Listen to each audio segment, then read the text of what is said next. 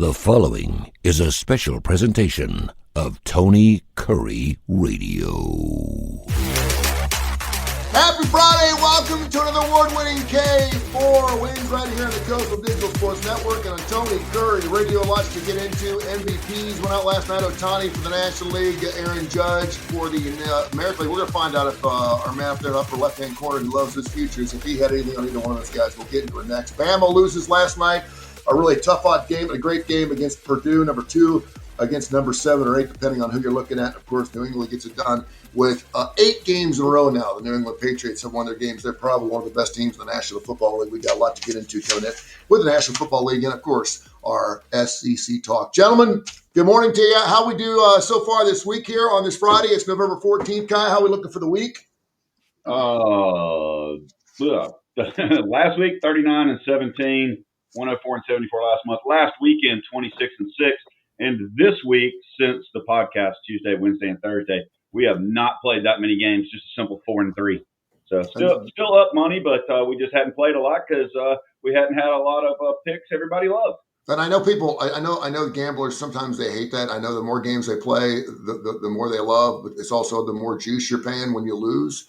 But man, sometimes it's nice not to have like 15 games every single day. We got a Saturday going on tomorrow. Obviously, games going on tonight, a full sledge. Great weekend of NFL football to get into as well. So we're going to jump all over it. Of course, we'll have our best bets. And of course, from our show, the starting lineup, we'll also have our bankroll going up as well. He's Keefer right below me, the executive director of Birmingham Racecourse. Up in my upper left-hand corner is Keefer, executive director, chief editor of the Las Vegas Sun, and Gregory, who, of course, has been handicapping now for nearly in his 4th decade. I'm Tony Kurre, worked at ESPN as well as Sports Radio with Alda Greco, Jay Barker in the opening drive as well.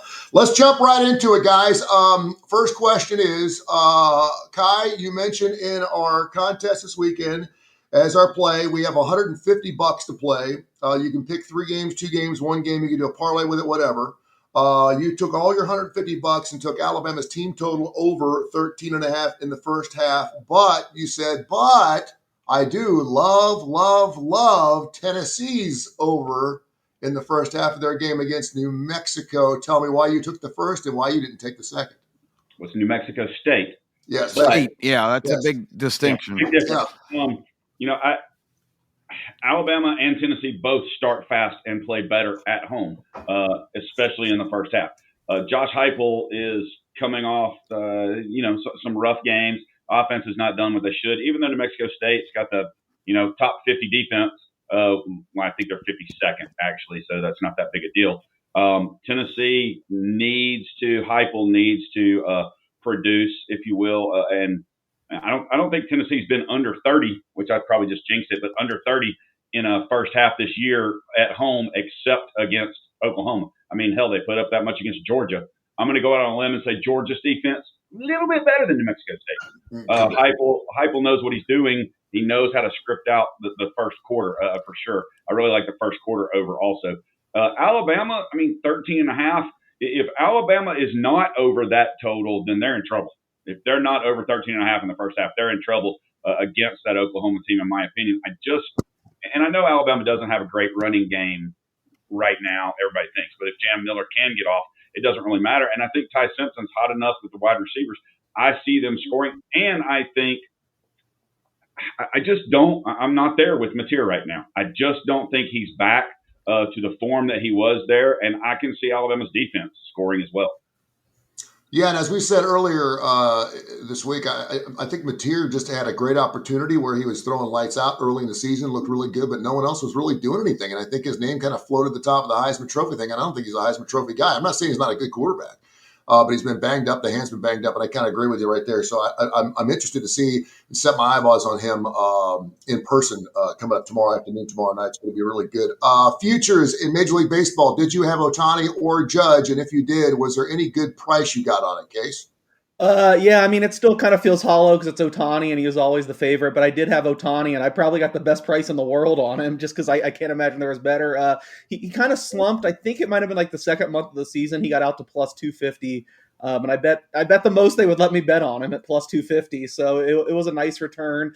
Awards, I did not have Aaron Judge. I tried to beat him from early in the season, not even with Cal Riley either. I had Bobby Witt was my main guy. So slight winning award season, just barely. I mean, I really thought I was going to take a bath. I thought I was going to have second in like every single award, but on Monday night, Drake Baldwin was the surprise winner of Rookie of the Year, who I had at 50-1 in the National League. So that really that saved me big time. But other than that, a lot of second places. I had Garrett Crochet big in the AL, and I mean, by some of the statistical models, some people think he probably deserved it over Skubal, but he ultimately doesn't get there. They were both great. I don't really have a problem with Skubal winning it. Then the NL Cy Young really.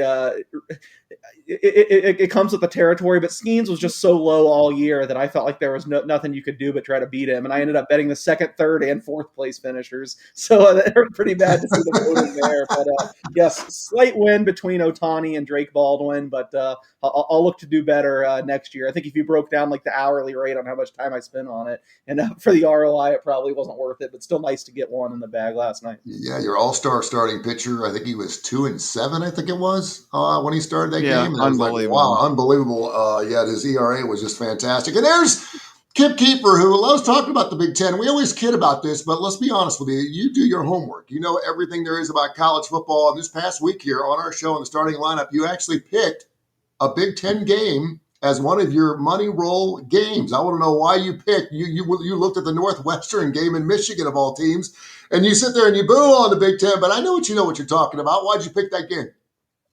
Michigan's a fraud. They barely beat Purdue 2 weeks ago. They're always in the ratings, no matter what they have, who they have. If they hadn't gotten Justice Haynes from Alabama, they probably would be down there wallowing around with Penn State and the fellas. I just don't have any respect for Michigan at all, and I don't understand. I'm a victim of watching and being not able to sleep. So I actually wasted 2.5 hours of my life last Friday watching Northwestern and USC in the Coliseum, and Northwestern for 2 quarters played them toe to toe. Really kind of impressed me. Case has been saying Northwestern doesn't belong in my, kind of sent to the basement Big Ten teams. And I really kind of liked what I saw. I know earlier this year, they were a contributor to exposing the biggest fraud in the country this year, Penn State. They beat them outright. I just can't understand how they were catching 12.5 points all week. Now I notice it's gone down to 10.5 because obviously the Kip Keefer influence has already gotten out. But Northwestern plays on some kind of renovated stadium, kind of rickety situation. Michigan coming in there. I just don't think. I don't understand how Michigan's a double-digit favorite against anybody. I just don't think they're that good. Let's look at some line movers, Case. We've had some big ones this past week. And that first one, of course, is the 11 o'clock game on ABC 3340 right after our starting lineup show. Notre Dame and Pittsburgh, a pair of 7-2 teams. Kind of going in the same direction. Pitt's a good team. Notre Dame obviously has rolled off 7 games in a row. And right now they're odds on one of the best teams in college football to win a national title. They just got to get in. And right now that line's up to 13 in some places, open up around 10.5, I guess. I saw 11.5 earlier in the week, 12.5, and now I just saw 13. Your thoughts on Notre Dame and Pitt to kick off the college football season tomorrow? Yeah, some of these books have limits raised on Fridays, and I guess it's late enough where you guys are on the East Coast where people can get some bigger bets down. So I hadn't even seen that till right now up to Vegas, we have 113, mostly 12.5. It's been a good week of market movement for me. So hopefully you were listening Tuesday. I said I love Notre Dame at 10.5. I think it's another good matchup for them. Granted, you could probably guess that because I've liked Notre Dame every week. But of course, that's where game day is. A lot of discussion on this game. So glad to see it's moving in the right direction. And just the way Notre Dame's taken so much late money this year, I wouldn't be surprised if it closes like 14. I would probably tread lightly now. We're getting to about where I thought it should be. But if you still really want some action on it, I think do it now. Don't wait until it's 14. I do think 14 is kind of key in a game like this. We've gotten a ton of talk out of the SEC and obviously a monster game with Texas and Georgia coming up on Saturday night. And I saw something interesting through their RPI, I guess through ESPN, so take it for what it's worth. If Texas loses this game against Georgia, they'll have 3 losses, but they'll still have a 32% chance at making the playoffs. So I don't know what that says about Texas and their schedule. They're catching 6, Kip. I just see you nodding your head down there, but that line's thick. How can they make the playoffs with 3 losses? What have they accomplished this year? Somebody please enlighten me. Well, I don't. 32% sounds high, but I feel like they do have a really good setup where if they lose this game, they still get Texas A&M, and if they won that, Yeah, I well, mean, if Yeah. they beat them and Texas A&M's 1 or 2, then They have that's to a win different out. story, I Obviously, guess. they have to win out. If they lose this game, they have to win out in order to get that 32%. I'm assuming. Yeah, but I just don't think this is one of the best teams in the country. I just don't see it, and maybe I'm blinded by because I don't have What would you? pre-existing Texas What, bias, but how I'm would just you? not How impressed would you with this feel? team at all. Yeah, how would you feel if Texas did win this game on the road to Georgia? Would it change your mind a little bit? I'd be absolutely shocked based on everything I've seen. Georgia's won 35 out of 36 at home. They did lose to Alabama, but you know my feelings on that. Kirby Smart should have tied the game and tried to win it in the last 6 minutes. He got a surge of machoism and tried to go for it on 4th and 1 where it wasn't necessary. They trailed the whole game. They had the game under control in the second half, and he didn't tie it up. And we know the rest of the story there. But I mean that Alabama played a great game on the road, got off to a good start and beat them. But I don't think that's that terrible of a black mark on Georgia's record. Georgia's been unbeatable at home for 3.5, 4 years, and now Texas comes in, a team that I used the example on Tuesday. If anybody missed the show, we have a sample size of 2 straight weeks, well, a 2-week period actually in Starkville, Mississippi, where Mississippi State scored 38 points on this defense in the first 3 quarters. It was 38-21 after 3 quarters. Texas did come back, mainly on the strength of a stupid decision by Mississippi State to kick to the most electrifying player on the field, Niblett. He took it back 79 yards with just a couple of minutes left to tie that game. But Georgia went in there and took control of that game right away, blew Mississippi State out, could have beaten them a lot worse, but they called off the dogs in the third quarter, when they went up 38-7. The games were just night and day different, and they were only 2 weeks apart on the same field. So I know you don't go, well, so-and-so beat so-and-so and so-and-so did this against. But these games were sample sizes in the same petri dish within a couple of weeks of each other. And I just think Georgia right now is surging every week. They're making big strides to improvement. And I just don't think this Texas team has a running game. Georgia has stopped the run all year. That means Arch Manning has to win this game. And I don't think Arch Manning is a primetime player at this point. Texas, Georgia, where'd you put the line at, Case? I put it at 6, so I've been totally and I've tried to look more. I've looked more into it. I've tried to have a stronger feelings. I did a couple other shows this week. I knew they were going to ask me about it, but I just don't have a great sense for it. I do think that, I guess where Kip and I diverge is I don't put a whole lot of stock into what they've done 35 of the last 36. As good as Georgia's been, and I said they've improved a lot. They've impressed me this year. I don't think what they have this year, what they had like the championship years. And I'm not saying one way or the other. I can't decide, but I think we were too quick to crown Arch Manning. That's 100% established. I think we do that with a lot of these kids, but I'm also wondering, were we too quick to bury him? I know you can poke holes in the competition or whatever, but the bottom line is the last game and a half, he's played as well as anyone in the country. He's been really, really good. Now, I don't know if that's real or not. We're going to find out, but if you can see, you can make a case he played low-level high school football. He didn't play for 2 years, but it wasn't just the name. I mean, everybody wanted this kid. I think there was a great CBS story this week that Georgia was basically the runner-up to get him. Kirby said he was talking to him all the time. Like, every program wanted this kid. There's some talent there. It wouldn't surprise me if, he just turned the corner at a weird point. I'm not saying he has. I'm just saying you could make the case that he's shown some signs. I know Mississippi State, we talk about the punt return, but they had 2 long touchdown drives that were mostly Arch Manning too. And then he gets concussed in that game. I haven't seen the data college-wise, but like NFL-wise, when a quarterback comes back from a concussion the next week, their efficiency's way down the next week. They're way worse. And he wasn't against Vanderbilt. He played well against Vanderbilt. Now, I have really concerns about Vanderbilt's secondary. They're not necessarily great, but he tore them up more than anyone has. So it really comes down to me, do you believe in Arch Manning or not? And I don't know if I don't have the answer to that. So I'm just going to sit this one out. Excited to watch it, but the number's right where I think it should be. And in defensive Kip too, I think some writers and poll sitters defend themselves by saying, listen, they've lost 2 games, to obviously a team that's really, really good, and a team that who knows from week to week if they're going to be playing Kentucky or someone else, and that being Florida.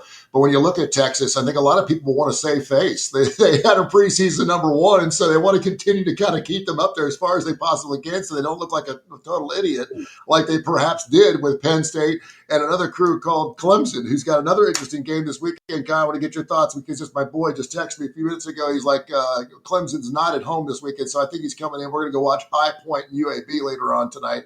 That should be fun after they lost to Alabama State earlier this week. But Clemson playing at Louisville, another team that we've been on, we've been off, and Louisville's actually only a 2.5-point favorite against Clemson this weekend. Earlier in the season, that looked like it's going to be a humdrummer game. Now it's just kind of a safe face game for the Clemson Tigers.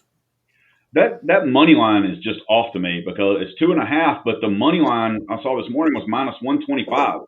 That doesn't make sense to me as far as that is. I thought the line would be at least -35 on the money line. I did play Louisville on the money line. It seems like a sucker square public bet to me, but I like Louisville. I think they're a better team. Just point blank. And I'm going to go backwards and disagree just a little bit that Arch tore up Vandy's secondary. I mean, he threw for 300 yards, but 75 yards of it was the first play on a screen pass. Yeah, on a slant. A 10-yard slant, and they took it to the house. Wingo route ran the whole Vanderbilt diva. I'm glad you brought that up. I saw something on it was probably like Stephen A. Smith or something because he's somebody that pointed this out. They said he had over 150 of his passing yards against Vandy were screen plays. I mean, I can throw those.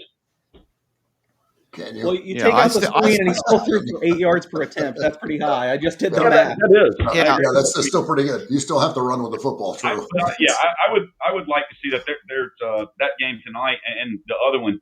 I've seen a lot of people on Oregon already giving 25 points to Minnesota tonight. Hey, since you bring that up, let's run around the horn here real quick. Let's start we're going to start with you, Kai. Give me some games you're really liking. We can start with tonight, whatever you want to go with. But we got the Oregon game later on tonight, a couple of Friday night games, and then give me some stuff for Saturday.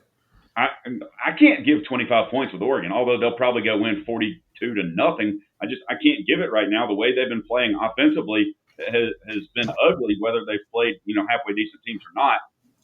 Which I really don't think they have in the last 3 weeks. Been worth a flip, so I can't give that. I mean, like I said, I like Louisville, but the more it seems like a sucker bet to me taking that. And then I'm with Case. I love Notre Dame this weekend, and the way some of these lines are right now. I mean, I've pulled off of a lot of games. I mean, I also like UConn to go over their team total against Air Force. It was 34.5. I think it's 35 now. Virginia and Duke, I think, score a lot of points. I like Indiana, believe it or not, over their team total against Wisconsin, although Wisconsin has been playing better. I just think Indiana, I think they need to score a lot of points. I like Alabama over their team total for the game and the half. I like Arkansas and LSU to score a lot of points.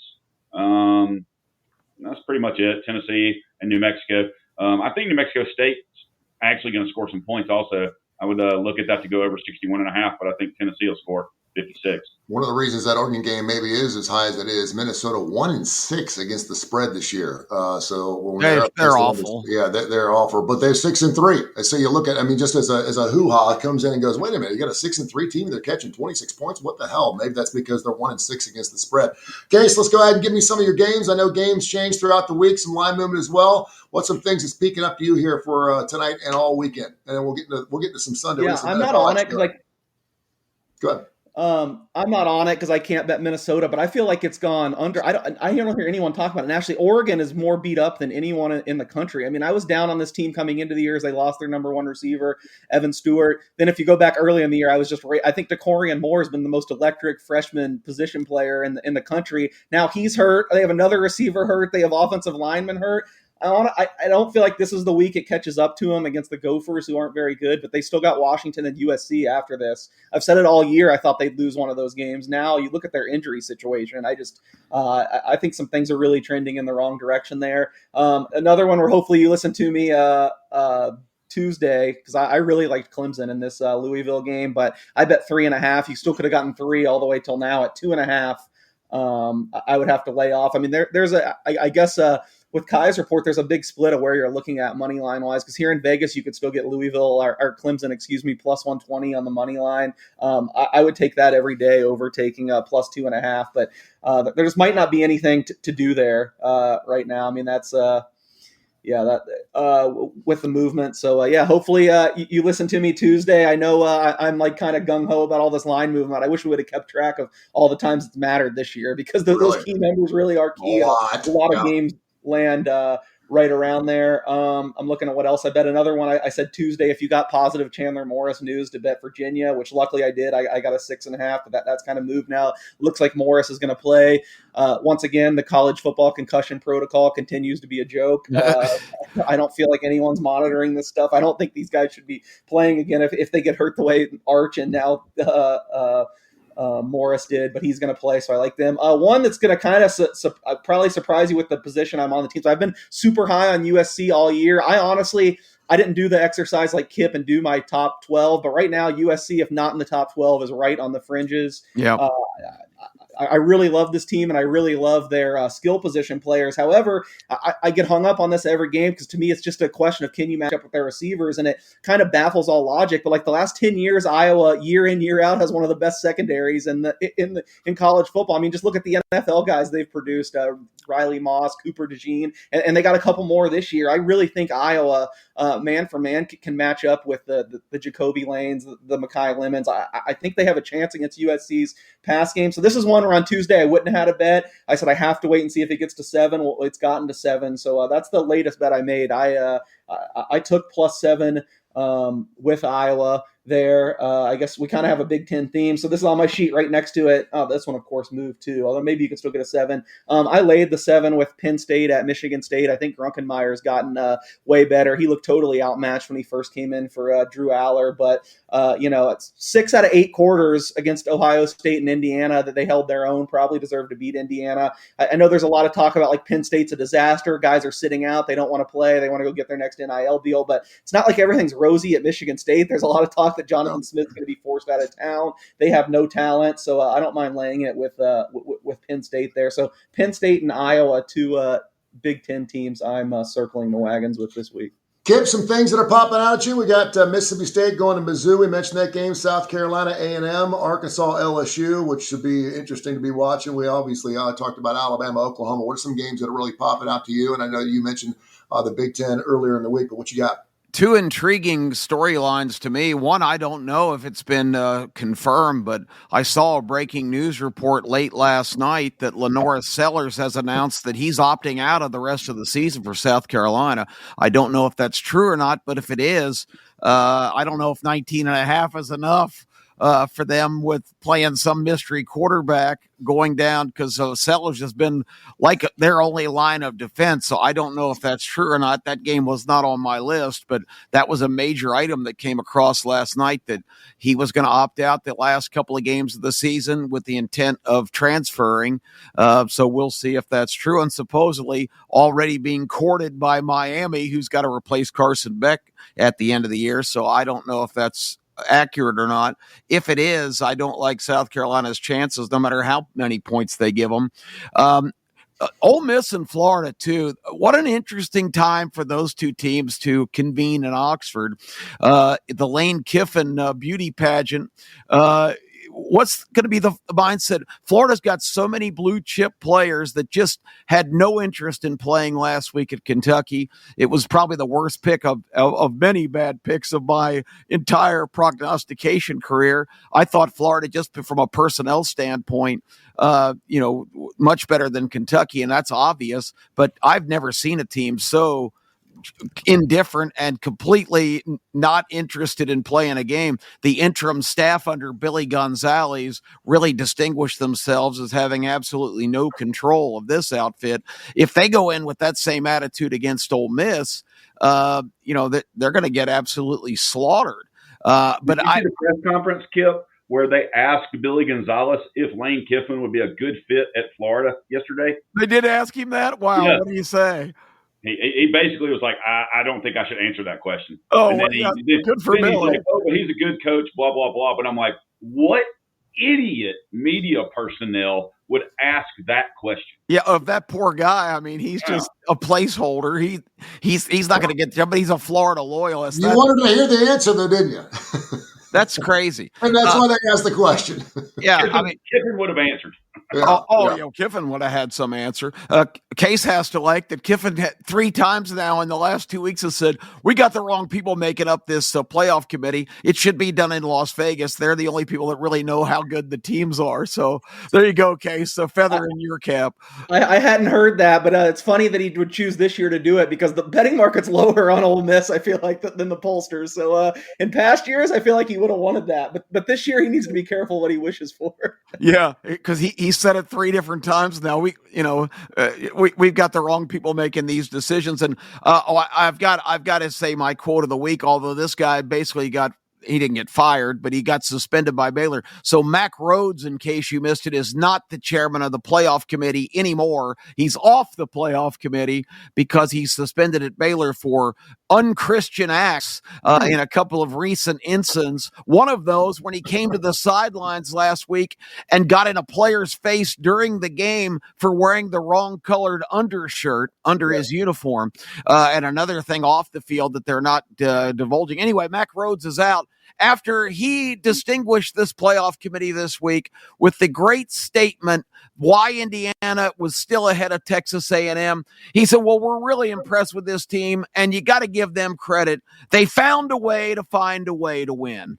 They found a way to win to a team that's tied for last with Purdue in the Big Ten, who's 0-6, lost 6 straight games. So good, Mac. They found a way to find a way to win. That sums up the playoff committee in just one simple phrase of just sheer ineptitude. Anyway, back to Ole Miss, Florida. I think it's really amazing that so many blue chip players at Florida will probably be ready to run for the door at the end of the year. But the one wild card in that, if Lane Kiffin gets that job, I think the overwhelming majority of them stay. So this is a real interesting display here in Oxford. Ole Miss seemingly is pretty well in, although a loss to Florida could put them in a bad spot. I don't think they're going to lose 2 in a row and lose to Mississippi State, but that game is in Starkville, so who knows. But I think Ole Miss is either going to pulverize Florida, or maybe this team is going to flip the switch and decide to come and play this game.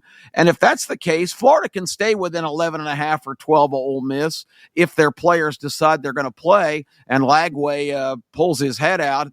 2 terrible interceptions early in that game. I don't know if he's I don't know what you guys think. I just don't think he's been 100% all year. I don't think he's ever really recovered physically because there's just been something wrong there. I really don't cite this game with a strong opinion, but I will say that I don't think this interim staff and the Florida team is really engaged now. So I think Ole Miss will win this game going away because I just don't think Florida's into it. But psychologically, it's fascinating. Real quick, I'll just rattle down the rest of my list. Boston College sucks, but they've been kind of a pain in the ass at home. They covered against Notre Dame. All the pressure's on Georgia Tech because they cannot lose this game. The door was open for them to get to the ACC championship game. I think they need to get there. But I've seen Tech on the road at North Carolina State last week get beat up by a decent team, but not a great team. And also, I mentioned on Tuesday they had to fight from way back to beat Wake Forest on the road. I don't really like this team. They didn't make a resounding effort at Colorado either. I think Boston College getting 16.5 at home. I don't think they're a very good team, but I'm taking them. I've already mentioned Northwestern. I don't think Michigan is deserving to be a double-digit favorite on the road in that game. Let's see real quick. I just mentioned Wake Forest. They're playing the Fighting Belichicks, who barely survived Stanford in Tar Heel land last week. I think Wake Forest is maybe a little underappreciated. They're pretty good at home. I like them to beat North Carolina handily. Baylor's catching a lot of points. Utah's kind of a darling team right now, and they're playing well. But Baylor getting a lot of home. They've still got an explosive offense. I like them to stay within the number. And Tony, you'll like this one. The Cincinnati Bearcats back home against Arizona, a team that I'm not very impressed with. I think Cincinnati covers the 6.5. I think they're better than advertised. A lot of people not really giving them the credit they deserve. And my final one, I think the most pissed off team in the country's got to be Washington. They go across the country, freeze their ass off, and lose to Wisconsin. I think poor Purdue is just in line for a major ass whooping in the great Northwest. I like the Washington Huskies. You may be onto something there. The Cincinnati Bearcats 7-2 on the season. You mentioned the 6.5. Arizona 6-3. I've been on South Florida all year long. We know what they did the first couple of games of the season. Then they kind of got set right against Miami and kind of said, "No, you don't belong here." They do belong. Right now, they're probably in the playoffs, and they're playing Navy against. Listen, I love it for the academies because I'm always rooting for the academies, but you see this for the academies all the time. They run off 5, 6, 7 games in a row. They haven't played anybody. Navy's been outscored 80-27 their last 2 games. They're 1-7 against the spread. I think South Florida will just absolutely hammer Navy again this weekend. I love them minus the 10 points. Notre Dame minus 12.5 against Pitt, a pair of 7-2 teams. That line's moving in the right direction. I like Notre Dame, the Fighting Irish. I think they went out, make it into the playoffs. You mentioned Lenore Sellers. I'm trying to find some information. I got a friend of mine that's actually going to school at South Carolina. They believe he will play, but he is going to go into the transfer portal. But he's got to get some play. Listen, you're leaving a team that what is 3-6.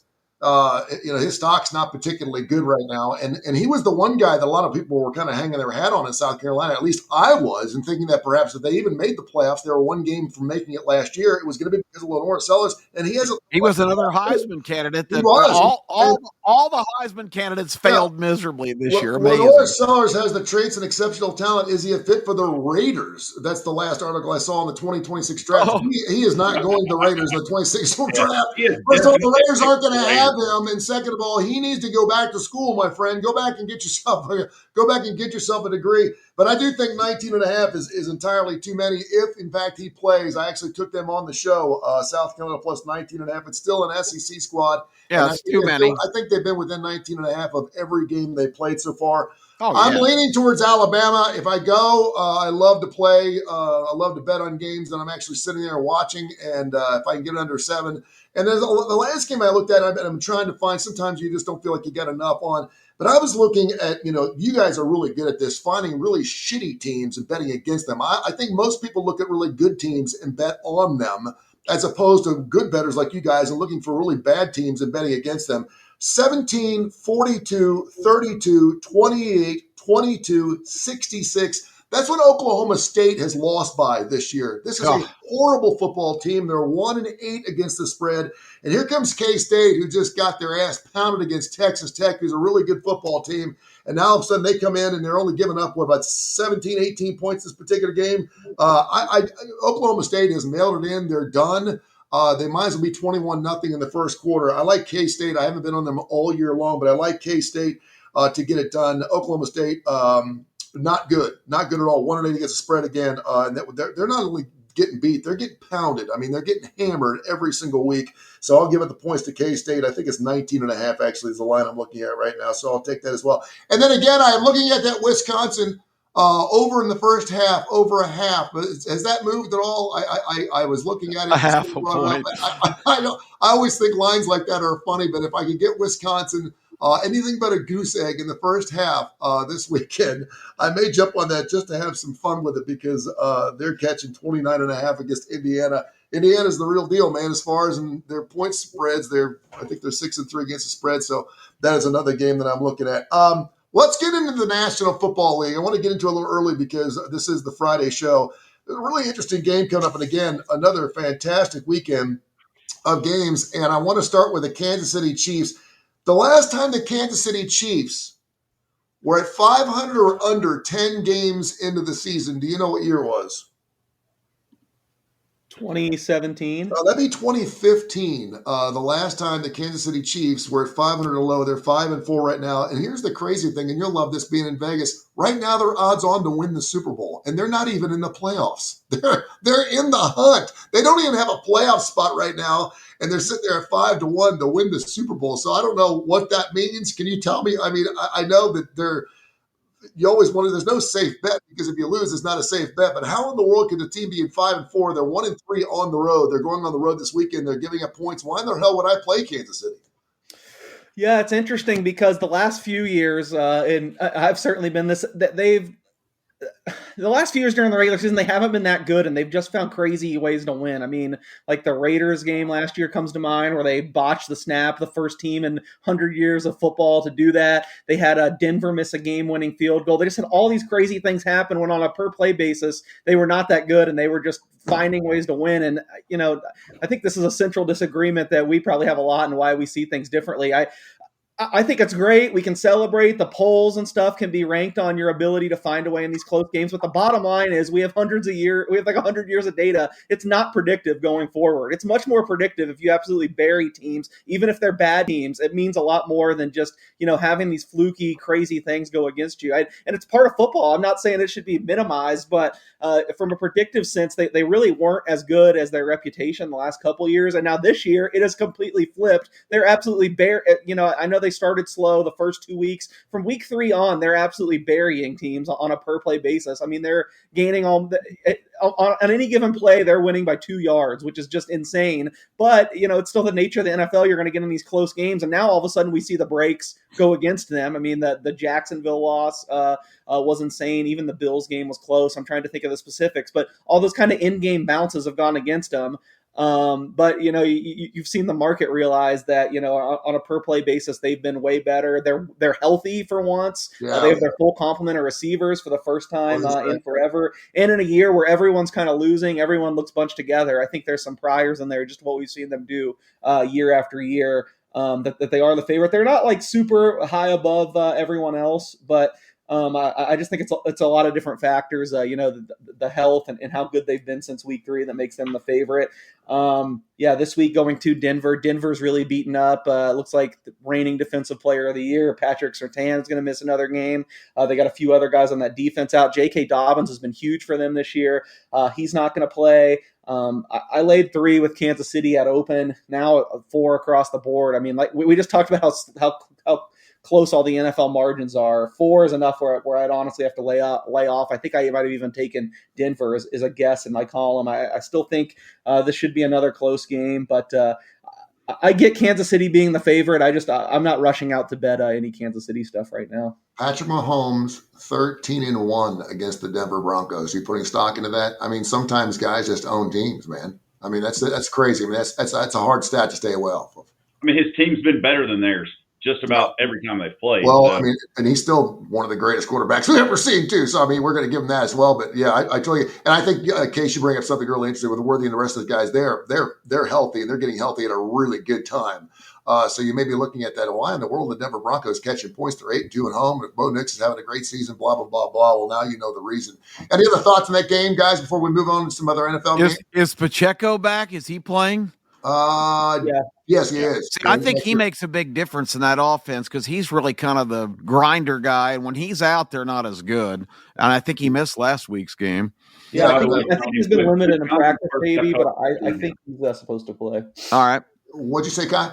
Wisconsin's first half team total is 2.5 minus 35. 2.5, 35. So it's gone. You gotta have that whole field goal, Tony. Safety won't get it done. And you know what? That is really, really funny that you mentioned that because it's true. I mean, the only way you can. I mean, what's the difference between 1/2 and 2.5? That'd be a safety. They'd have to get a safety in order to screw that bet up, and that would probably. But the committee's really impressed with that Indiana defense, so tread lightly. Yeah, well, I'm not playing it. It's 2.5. I don't understand that right there. He waited a whole 20 minutes to dog the committee on Indiana after he did it the first time. Yep, I know it. I'm being very well behaved today. And we talked about Kansas City being 5-1. The next 4 teams after that to win the Super Bowl are all playing each other. So we got Bucks, Bills, Cincinnati Steelers, Seahawks, Rams, which is really good, Lions, Eagles. Let's go around the horn and talk to Kip first, talk about some games in National Football League. This is the second week in a row. We've actually got some really good matchups. Some weekends we just have really lousy matchups. We got some great matchups this weekend. Well, and I'm going to say this on the starting lineup this week, in the tradition of the Muhammad Ali Leon Spinks rematch, when Ali had to have it this evening. I think the Green Bay Packers are the Muhammad Ali of the league this week. They lost 2 straight games in Lambeau. One of those, excusable, 10-7 against the Eagles. Their offense just can't produce in the red zone. The Panthers' loss was absolutely heinous the week before, but they go on the road now and play the Giants, who ran Daboll, the coach, off this week, fired. I don't know who's taken over in the interim role. Packers are laying 7. I don't like road favorites in the NFL, but I just think the Packers are in a position where this is a team that should be on that list of major contenders for postseason success. And I just think they have to have this game. They can't lose their 3rd in a row.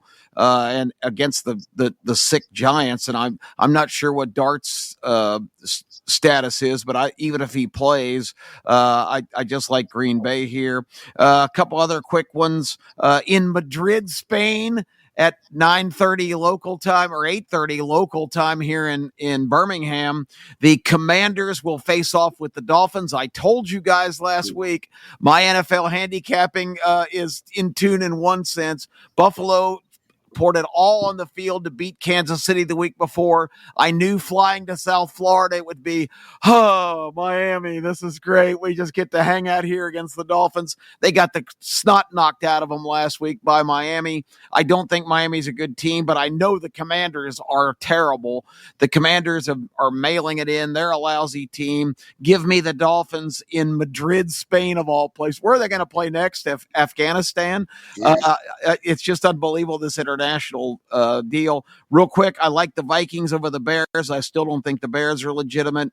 I told you to start the season, Raheem Morris is the worst hire in many years in the NFL. The Falcons are proving it every week. They've played 2 competitive games in a row, so that figures to be back home off the jet lag. I don't like them. I think the Panthers bounce back and beat the Falcons. And my last one, I like this Seahawks team. I think the Rams are getting way too much love. I think the Rams have accomplished remarkably above their overall talent. But I just have a feeling here, and I'm just going with my gut.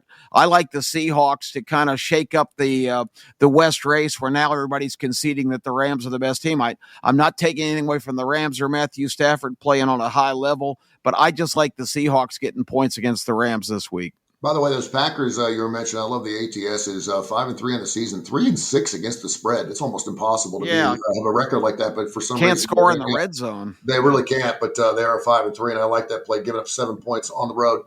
Let's go to Kai. Kai, what you like in there in the National Football League? Real quick, before we move on, since I'm a Cincinnati Bengals fan, I have to bring them up somehow during the 3-6. If somehow catching 5.5, they can beat the Steelers on the road. If somehow they can beat the Steelers on the road this week, and it's a 5.5 point line, so who knows in the National Football League? I mean, we've seen it, right?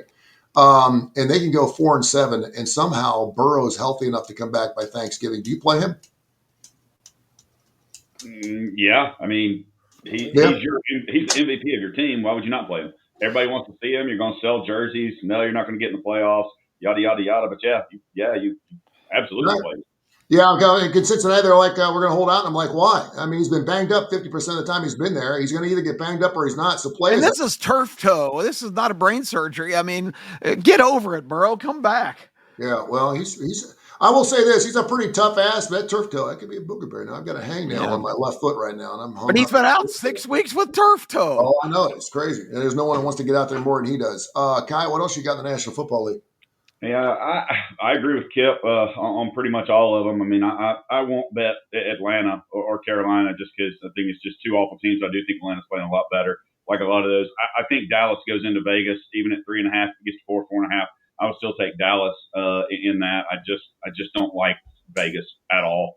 But I do think that we were talking about earlier, that would be such a Vegas Jamarcus Russell or Raiders Jamarcus Russell thing to do if they were to go take get one ourselves. Yeah. Oh God. Oh jeez. Yeah, it would be. There's no doubt. Okay, so if you called Pete Carroll and told him Lenoris might be available soon. Jeez Louise, man. What are we talking about here? You didn't, by the way, Case did not write that article. He writes much better articles for the Las Vegas Sun. You can go check him out, LasVegasSun.com. Check out their website. He's got some great stuff. Cowboys at Raiders. Listen, sometimes you build a new stadium, you're setting your sights on the future. I don't even know if Pete Carroll's going to be there by the time the stadium's getting done, but you are catching 3 at home. The Raiders are. I know that it's probably a free ticket with every $25 play at a blackjack table right now, but can you tell me what's your thoughts on the Cowboys and Raiders, and then tell me what else you like in the National Football League? Well, you've got one terrible handicap there because the tickets are astronomical. The Cowboys fans are coming to Vegas in droves. Oh, really? Oh, yeah. It's the most expensive ticket in the NFL every week because everybody looks at the schedule and says, "Oh, we're in Vegas." Yeah. I mean, even the crappy teams bring giant contingents. I took a couple of friends to a game. We were in the nosebleed section. It was like $600 a ticket a couple of years ago. Yeah, this ticket's big. The Raiders are absolutely terrible. I'm not defending them in any means. You can go to my staff page at Las Vegas Sun. I've been extremely critical of all the terrible decisions they've made. My big thing, though, it's funny to bring up the Sellers things. I've been banging the drum for years, ever since they benched Derek Carr, that they got to get a young quarterback and develop him. They never do it. That would be typical Raiders if the one they finally do is someone I don't believe in, like Lenora Sellers. All that being said about the Raiders, I thought, and it's gone down to 3, so it's a little different. I thought 3.5 open was a horrendous line. I think the Cowboys defense is like historically bad. And the Raiders, as bad as they've been, they lost 10-7 at Denver on a missed field goal last week. They lost a missed extra point to the Bears 2 home games ago. Last home game, they go to overtime with the Jaguars. As bad as the Raiders are, they're in like the 5th tier. They're not like they're not like the dregs. I mean, the Titans they toyed with. I just 3.5 was crazy to me. So I actually bet pretty big on the Raiders plus 3.5 this week. Again, they're terrible, but the Cowboys are not that much better. The Cowboys can score, of course, but defensively, the Raiders don't have a single unit that's as bad as the Cowboys defense. So 3, I would tread lighter, but if you could still get the 3.5, I like the Raiders quite a bit there. What other games we mentioned Chiefs Broncos, but the Lions Eagles, which kind of entertaining. You guys mentioned the Seahawks and Rams, a pair of 7-2 teams. A lot of. I love weekends where we have a lot of 2.5, 3, and 3.5 lines. Any of the lines that are jumping out to you, and then we'll move on. I can't believe the movement on the Seahawks Rams. I guess I can't believe it because everyone loves the Rams. Another thing I wrote about this week, if you want to read it, and I got to tip my cap to them too. They've been way better than I ever thought. I think by most analytical rankings, you look, they're like the 2nd or 3rd best team in the NFL. But if we totally ditch priors and what we thought of teams coming into the season, the Seahawks have been the best team in the league from the beginning of the year. They're just absolutely trashing people. So I can't believe the torrent of money coming in against them this week. I really think this is going to be a close game. I guess I should have waited. I already fired on Seattle plus 3 even money, but just in the span of this segment, I was looking at the updated lines. A couple spots in Vegas now at 3.5. I really wish I waited for the 3.5. I'm tempted to jump back in on Seattle's. I think both these teams have been great. I just don't see a huge difference. I think this is the game to watch, and it's crazy to think one of these 2 teams won't get a home game in the playoffs, but I think they've both just been tremendous. I think part of it, what it might be, is that we've seen time and time again these last couple of years, Sam Darnold look amazing and then fall flat in these big spots. So the Rams certainly have more established superstars. They've have that big game experience. But if you've listened to me on the show for the past year or longer than however we've been doing it, those things are great, but they're really not that predictive going forward. I just more look at what's happening this year, and I think Darnold's bound to break that reputation at some point. I love what Seattle's done, so I really like Seattle plus 3.5, and wish I would have been a little more patient to get that. On the X format and on Twitter at StanselQ, they're asking for Case's starting lineup plays again. And forgive me because we're moving all over the place. We have so many different things we can gamble on. I'm just loving it. But give me some of your college football plays again, Case, that you gave us on Saturday, the starting lineup. But by the way, you are leading our pack. And if you look at that number, by the way, we're all kicking ass. We're all in the plus land. We're all doing really, really well. At one point, Kip and I think last season, we were 12-1 at one point. Were we not? We had about a 7-week period where we were only picking one game each last year. We didn't have the expanded group, but we had a really good streak going of like 18 in a row against the spread at one. It was unbelievable. And this year I can't pick. I write down 10 games a week and I have 6 of them right, and I pick three of the other ones for the Start show. giving out your 10. We'll take $5 bets on each one of them. And then this guy named Gregory comes in from Southern Precision Staffing, and he goes, we're going to pick 7 games. And he goes, well, I want to pick 2 of my own. I'm like, okay, go do whatever you want. He goes 9-0. So, I mean, you don't know what you're going to get. And that's why we start K4Wins.com. That's why we started this website. That's why we started the show, because we know what the hell we're talking about. Give me some of your plays, Case. I'm going to write them down, too, because I'm all over them as I am with every one of these plays. But give me some of your starting lineup plays, and give me some of your Saturday plays again, please. Yeah, I feel bad just to confirm. I looked this week. One of them has moved big since I recorded the segment. Last week, I didn't pick any college games in the starting lineup. I went Jets, Ravens, Packers. I went 2-1. This week, I did have 2 college games. They've both moved. You could probably guess one of them. I think it's the 3rd time I've used them in the segment. They've covered both the first 2 times. But I took Notre Dame. I think they were minus 11.5 at the time of filming. 12 or 12.5 now. I guess that's still fine. Just try to get it quickly. In the other one, I was surprised. I hadn't looked since I filmed it. Big move, as low as 3.5 now. But I bet TCU plus 6.5 at BYU. It looks like you can still get 4.5. I'm not a big BYU guy. I think the biggest difference where Kip and I were in our top 12 is I definitely wouldn't have had BYU. You got to give them credit. They got that Utah win, but the bottom line is Utah was a 4-point favorite at BYU, lost by 3 with their quarterback on one leg. If they played again with Dampier healthy, I think Utah would smash them. TCU has been maddeningly inconsistent. They look terrible one week, including last week at Iowa State, and the next week they look like the team we'd always expect.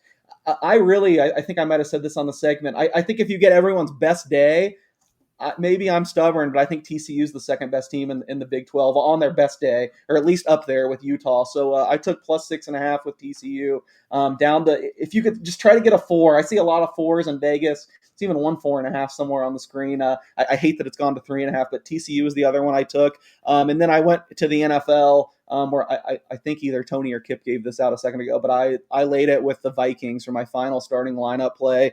A little bit worried about this one just because I've heard 50 people pick this game, and I haven't heard one person pick the Bears. But it seems like everything is there for the Vikings to win it. So I took the Vikings minus 2.5, and I'll leave the rest a mystery. I will say last week on the starting lineup, I went 4-0 with SEC college basketball plays. Baby. So I felt like I had to do it again, and we don't have the lines obviously yet, but I handicapped the 3 biggest SEC non-conference basketball games this week for the other part of my segment. Make sure you check out our show 10:30, 11 o'clock every Saturday morning, ABC 3340. Speaking of college hoops right now, Coppin State and Central Michigan are getting after it. That's the thing I love about these tournaments. I mean, it's like, it could be like, we don't have to be playing in Madrid to get college hoops here in the States, baby. I mean, we got college basketball on the air right now, which is fantastic. I absolutely love it. By the way, Coppin State is down by a dozen, 41-29.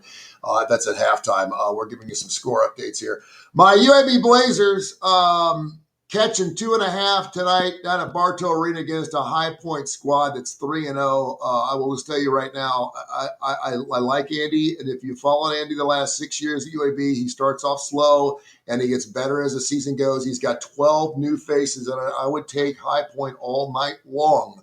Minus the 2.5 tonight. Yeah, and guess what? High Point's probably going to win their conference this year. They're actually a pretty good team. They're not like a Grand Canyon U, man. This is not one of these things. High Point's a really good basketball team. They got some 7'2" dude. It's unbelievable. I can never bet a school that I cannot tell you what state it's in. I'm sorry. I didn't line this game, so I can't have an opinion. But High Point's getting a lot of buzz as like one of the really good mid-majors. Hey, take it easy with Grand Canyon, though. They moved up to the Mountain West this year, and there's some people I was talking to yesterday. I think they could really make some noise in the Mountain West. Pretty good program.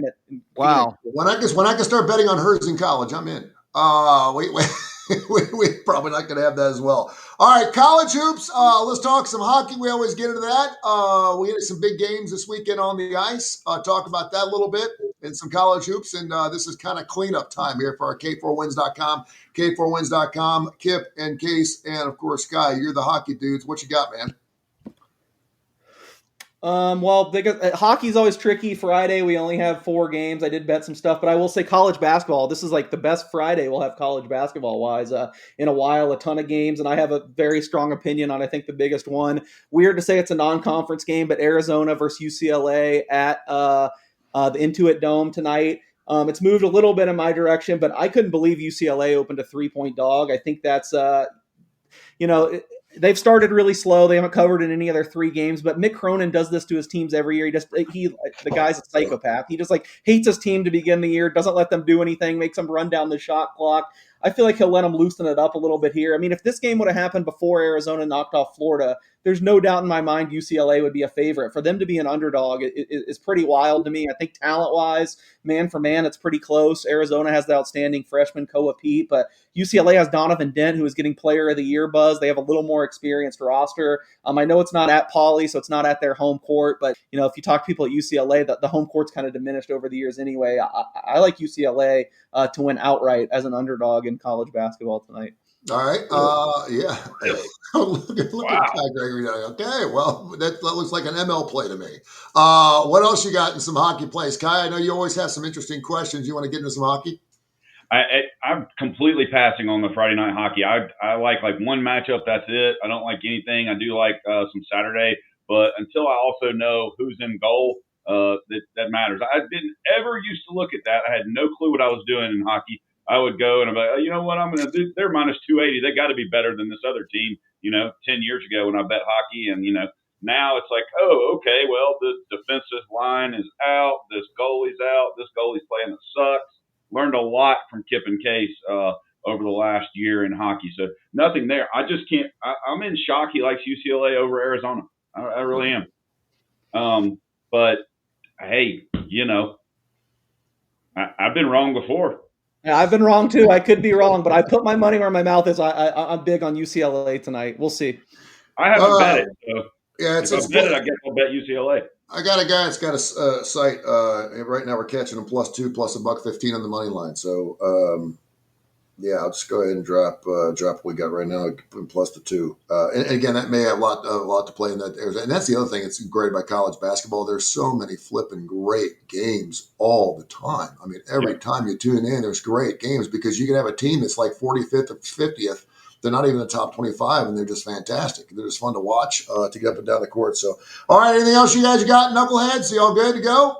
I'll give you a hockey game tonight real quick. The Islanders won in Vegas last night. They're playing pretty well. They beat the Devils earlier in the week, but I don't like them flying from Vegas to Minnesota and coming right back tonight. The Wild's starting to get it together. They got that good young team. I love Minnesota tonight to beat the Islanders. All right, there you have it. K4Wins.com, K4Wins.com. Check out our website. You get all of our plays up there. And, of course, it's all documented. It's all up there. You can see how we've done over the year. We've done fantastic. We'll continue to grow this thing. And special thanks, of course, to Angel's entire crew there from Coastal Digital for having us on every single week. We're on every Tuesday and Friday, 10 o'clock Central Time. And, of course, you can always catch us out on our Tony Curry YouTube page. I'm all over the place. Just check out Tony Curry YouTube page. You can watch the show actually live whenever we're on. And, of course, you can often see it wherever you get your favorite podcast on Audacity and others. So check that out. Have yourself a wonderful weekend, gentlemen. Thank you so much. I appreciate you. And go get them. We'll see you on Tuesday. This has been a special presentation of Tony Curry Radio.